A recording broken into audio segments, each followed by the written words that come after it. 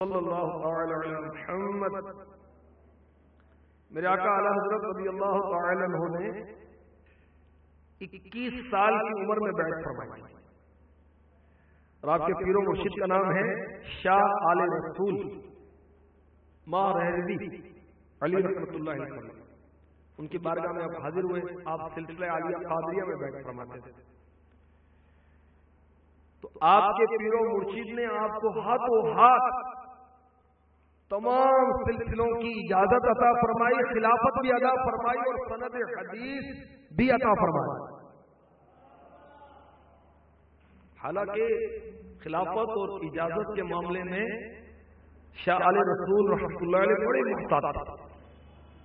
کسی نے عرض کی حضور آپ کے خاندان میں تو خلافت بڑی ریاضت اور مجاہدات کے بعد دی جاتی ہے, آپ نے تو فوراً ان کو ہاتھوں ہاتھ خلافت دے دی.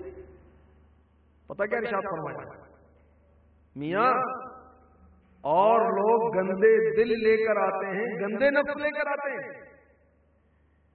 اور صفائی پر خاصا وقت لگتا ہے, مگر احمد رضا تو پاکیزگی نفس کے ساتھ آئے تھے, انہیں تو صرف نسبت کی ضرورت تھی.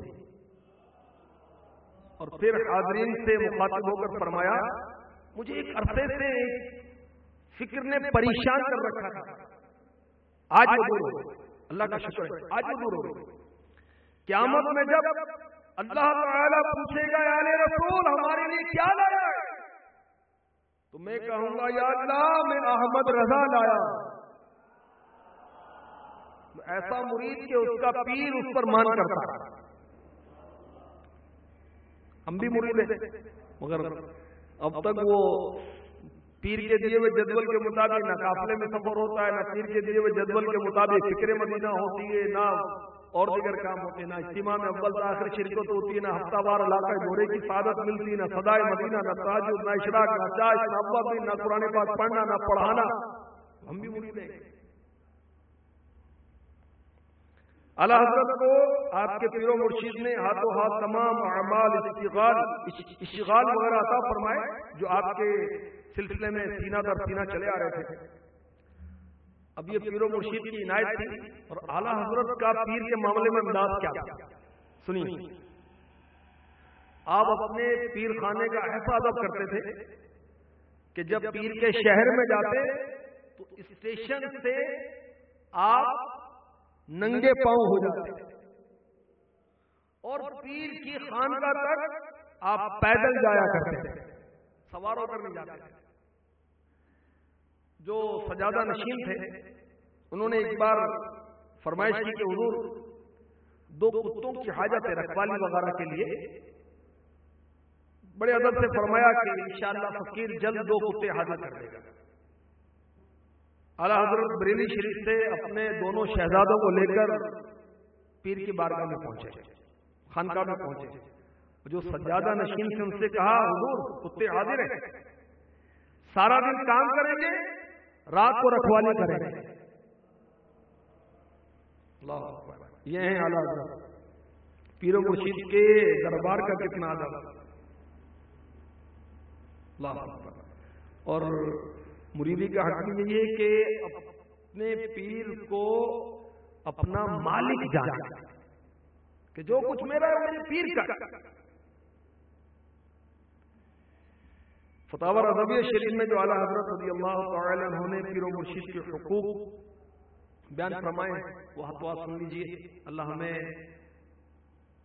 مرشد کے حقوق سمجھنے کی, یاد رکھنے کی اور عمل پیرا ہونے کی توفیق عطا فرمائے.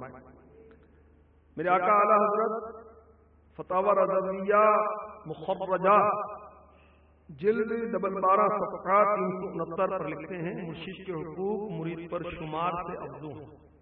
شمار نہیں ہو سکتا ان کا. خلاصہ یہ ہے ان کے ہاتھ میں مردہ بدست زندہ ہو کر رہے, اس کی رضا کو اللہ عز و جل کی رضا, اس کی خوشی کو اللہ عز و جل کی خوشی جانے, اسے اپنے حق میں تمام اولیاء زمانہ سے بہتر سمجھے. اگر کوئی نعمت دوسرے سے ملے تو بھی اسے مرشد ہی کی عطا اور انہی ہی کی نظر کی توجہ کا صدقہ جانے. مال, اولاد, جان سب ان پر تصدق کرنے کو, قربان کرنے کو تیار رہے. ان کی جو بات اپنے نظر میں خلاف شرعی بلکہ معاذ اللہ عز و جل کبیرہ معلوم ہے، اس پر بھی نہ اعتراض کرے، نہ دل میں بدگمانی کو جگہ دے، بلکہ یقین جانے میری سمجھ کی غلطی ہے۔ جب ایسا ہوگا تو ہر وقت اللہ عز و جل و سید عالم صلی اللہ علیہ وسلم اور حضرات مشائخ کرام رضی اللہ عنہم کی مدد زندگی میں، نزا میں، قبر میں، حشر میں، میزان پر، پل صراط پر، حوض کوثر پر، ہر جگہ اس کے ساتھ رہے گی۔ اس کے مرشد اگر خود کچھ نہیں تو ان کے مرشد تو کچھ ہیں، یا مرشد کے مرشد، یہاں تک کہ صاحب سلسلہ حضور پر نور غوث اعظم رضی اللہ تعالی عنہ، پھر یہ سلسلہ مولا علی کرم اللہ تعالی وجہہ الکریم، اور ان سے سید المرسلین صلی اللہ تعالی علیہ وسلم، اور ان سے رب العالمین جل جلالہ تک مسلسل چلا گیا ہے۔ ہاں یہ ضرور ہے کہ مرشد چار شرائط بیعت کا جامع ہو، پھر ان کا حسن اعتقاد سب کچھ پھل لا سکتا ہے۔ اللہ تعالیٰ ہمیں پیر و مرشد کی سچی محبت عطا فرمائے، ان کے صدقے جن کا آج عرس مبارک ہے، ان کے صدقے جو پیر کا خوب ادب کرتے تھے، ان کے صدقے جو پیر کی بارگاہ میں کتنی عاجزی کرتے، اعلیٰ حضرت کی اعلیٰ سیرت کے صدقے میں کاش ہمارا کردار اچھا ہو جائے، ہماری گفتار اچھی ہو جائے، ہم نیک بن جائیں، ہم متقی بن جائیں، ہم پرہیزگار بن جائیں۔ آمین بجاہ النبی الامین صلی اللہ تعالی علیہ وسلم۔ بیان کو اختتام کی طرف لاتے ہوئے سنت کی فضیلت اور چند سنتیں اور آداب بیان کرنے کے ساتھ حاصل کرتا ہوں۔ تاجدار رسالت شہنشاہ نبوت مصطفیٰ جان رحمت شمع بزم ہدایت نوشائے بزم جنت صلی اللہ تعالی علیہ وسلم کا فرمان جنت نشان ہے، جس نے میری سنت سے محبت کی اس نے مجھ سے محبت کی، اور جس نے مجھ سے محبت کی وہ جنت میں میرے ساتھ ہوگا۔ سینہ تیری سنت کا مدینہ بنے آقا، جنت میں پڑوسی مجھے تم اپنا بنانا۔ صلو علی الحبیب صلی اللہ تعالی علی محمد۔ السلام علیکم کے 11 حروف کی نسبت سے سلام کے 11 مدنی پھول۔ نمبر 1، مسلمان سے ملاقات کرتے وقت اسے سلام کرنا سنت ہے۔ نمبر 2، مکتبۃ المدینہ کی مطبوعہ بہار شریعت حصہ 16 صفحہ 102 پر لکھے ہوئے جزئیے کا خلاصہ ہے، سلام کرتے وقت دل میں یہ نیت ہو کہ جس کو سلام کرنے لگا ہوں اس کا مال اور عزت و آبرو سب کچھ میری حفاظت میں ہے، اور میں ان میں سے کسی چیز میں دخل اندازی کرنا حرام جانتا ہوں۔ 3، دن میں کتنی ہی بار ملاقات ہو، ایک کمرے سے دوسرے کمرے میں بار بار آنا جانا ہو، وہاں موجود مسلمانوں کو سلام کرنا کار ثواب ہے۔ سلام میں پہل کرنا سنت ہے۔ سلام میں پہل کرنے والا اللہ عز و جل کا مقرب ہے۔ سلام میں پہل کرنے والا تکبر سے بری ہے،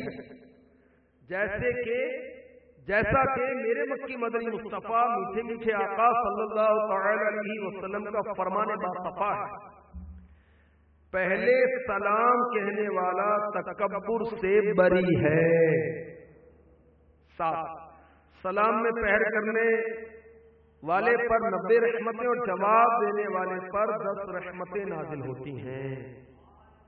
8، السلام علیکم کہنے سے 10 نیکیاں ملتی ہیں، ساتھ میں ورحمۃ اللہ بھی کہیں تو 20 نیکیاں ہو جائیں گی، وبرکاتہ شامل کریں گے تو 30 نیکیاں ہو جائیں گی۔ بعض لوگ سلام کے بعد جنت المقام اور دوزخ الحرام کے الفاظ بڑھا دیتے ہیں، یہ غلط طریقہ ہے، بلکہ من چلے تو معاذ اللہ یہاں تک بک جاتے ہیں آپ کے بچے ہمارے غلام۔ میرے آقا اعلیٰ حضرت امام اہل سنت مولانا شاہ امام احمد رضا خان علی رحمۃ الرحمان فتاوی رضویہ جلد 22 صفحہ 409 پر فرماتے ہیں کم از کم السلام علیکم اور اس سے بہتر ورحمۃ اللہ ملانا اور سب سے بہتر وبرکاتہ شامل کرنا۔ اور اس پر زیادت نہیں، زیادہ سے زیادہ